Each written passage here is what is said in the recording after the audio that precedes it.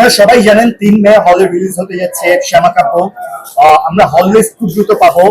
তো আজকে আপনারা সংবাদকর্মী যারা আছেন তার ছবিটা দেখলেন, কে কতটা এনজয় করেছেন আমি জানি না, সেটা আপনারাই বলতে পারবেন। সিনেমা নিয়ে যদি কোনো ধরনের প্রশ্ন থাকে বা কোনো চরিত্র নিয়ে, যেহেতু পুরো সিনেমাটা আজকে আপনারা দেখেছেন, আপনারা সেটা যে কারো কাছেই করতে পারেন, যে কোনো আর্টিস্ট বা যে কলা কুশলী আমরা যারা আছি প্লিজ।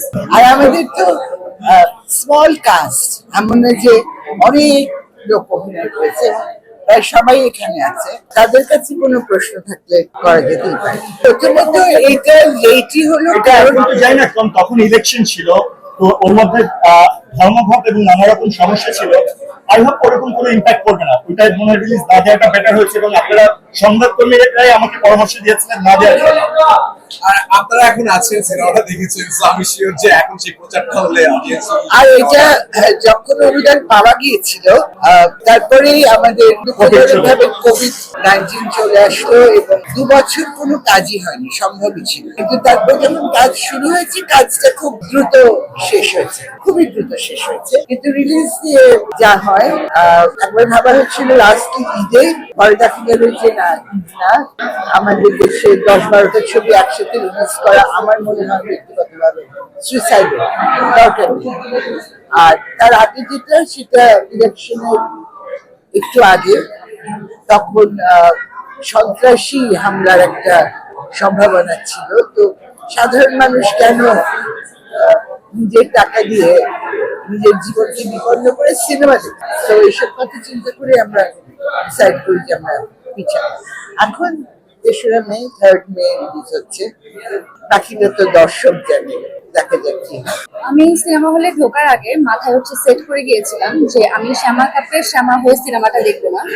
আমি শ্যামা কাপের শ্যামা হয়ে সিনেমাটা দেখবো না, আমার মাথায় ছিল আমি একজন সাধারণ দর্শক হয়ে সিনেমাটা দেখবো। এবং যখন আমি সিনেমাটা দেখছিলাম, আমার শ্যামা এবং আজাদের প্রত্যেকটা ইমোশন আমি টাচ করতে পারছিলাম। মাঝে মাঝে আমি নিজে ইমোশনাল হয়ে যাচ্ছিলাম, চোখের কোণে অজান্তেই পানি চলে আসছিল ওদের ইমোশন দেখে। এবং আরেকটা জিনিস আমার এত ভালো লেগেছে যে শ্যামা এবং আজাদের যে প্রেমটা, যে ভালোবাসাটা এত সেলফলেস, যে একজন আরেকজনের জন্য যে কোনো সময় জীবন দিতেও রাজি। আমি খুব এনজয় করেছি সাধারণ দর্শক হিসেবে সিনেমা।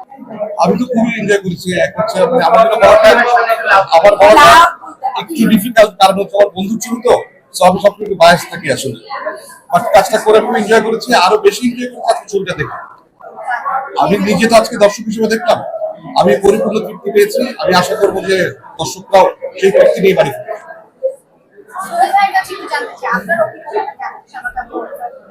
খুবই দারুণ, কারণ নজরুল নামটা একটা ব্র্যান্ড, তাই না? মানে তার লেখা, তার ডাইরেকশন, যারা টেলিভিশনে কাজ দেখেছেন, যারা তার আগের সিনেমা দেখেছেন, তারা জানেন যে তিনি কেমন ধরনের ডাইরেক্টর। তো তার সাথে কাজ করার সুযোগ পাওয়া এবং শ্যামা কাপের মতো এরকম একটা স্ক্রিপ্টে কাজ করার অভিজ্ঞতা ভীষণ দারুণ ছিল। এবং এই যে দেখছেন কি অসাধারণ সব কাস্ট অ্যান্ড ক্রু আমাদের, এবং সবাই খুবই ভীষণ গুণী, এবং তাদের সাথে কাজ করার এই সুযোগ করে দিয়েছেন সৈয়দ ভাই। সো পুরো সময়টা ভীষণ এনজয় করেছি এবং একটা অভিজ্ঞতার মধ্য দিয়ে পুরো সময়টা পার করেছি। আশা করছি ভবিষ্যতের আমার যে ক্যারিয়ার, এই সিনেমার মাধ্যমে সেগুলো অনেক ইম্প্যাক্ট ফেলবে।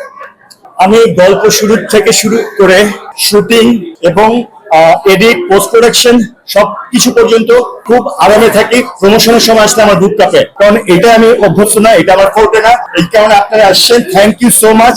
আপনার ছবিটা প্রচার করবেন, এতটুকু আসেন। আপনারা হলে এসে ছবি দেখেন, ভালো মন্দ তারপরে ডিসাইড করেন, কারো মুখে শুনে কোনো কিছুতে ঢুকেন না। আপনার ভালো বললে ভালো বলেন, আমরা খুশি হব। মন্দ বললে মন্দ লাগলে মন্দ বলেন, সেটা আমরা মাথা পেতে মেনে নেব।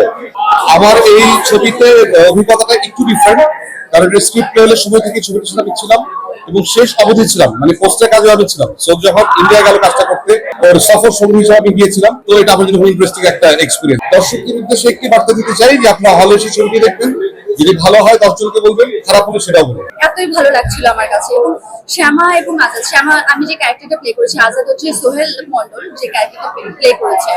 এদের দুইজনের যে কেমিস্ট্রিটা, দুইজনের যে একটা ভালোবাসা, সেলফলেস লাভ, আমার দেখতে এত ভালো লাগছিল। মাঝে মাঝে এদের ইমোশন দেখে আমার নিজের চোখেও মাঝে মাঝে পানি চলে আসছিল। এবং ফেসবুকে দেখে জাজ করে সিনেমা দেখতে আসবেন না, এসে তারপর দেখুন, তারপর জাজ করুন। শ্যামা কাপড় সিনেমা হলে এসে দেখুন। যখন আমরা এই সিনেমার স্ক্রিপ্টটা পাই, তখন এই সিনেমার স্ক্রিপ্ট নিয়ে সৌদের সাথে নানা রকমের প্রশ্ন ছিল আমার, সেই প্রশ্নগুলো তাকে আমরা একটা দারুণ জায়গায় পৌঁছে গেছি। অবশ্যই অবশ্যই দর্শকদেরকে বলতে চাই যে বাংলা সিনেমাটা দেখতে হবে, হলে গিয়ে বাংলা সিনেমা দেখবেন, তাহলে যারা সিনেমা বানানোর স্বপ্ন দেখে কিংবা যারা সিনেমা করতে চায় তাদের স্বপ্নটা চলমান থাকবে। আপনারা সিনেমা দেখবেন, সিনেমা দেখে ভালো মন্দ আলোচনা সমালোচনা সবই করা যাবে, কিন্তু সিনেমা না দেখে করা যাবে।